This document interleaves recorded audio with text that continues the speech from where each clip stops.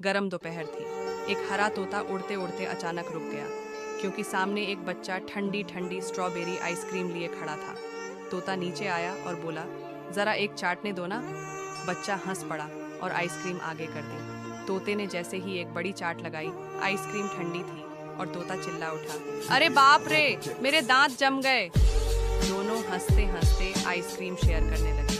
अंत में तोता कैमरे की ओर देखकर बोला, दोस्तों, लाइक और सब्सक्राइब करना।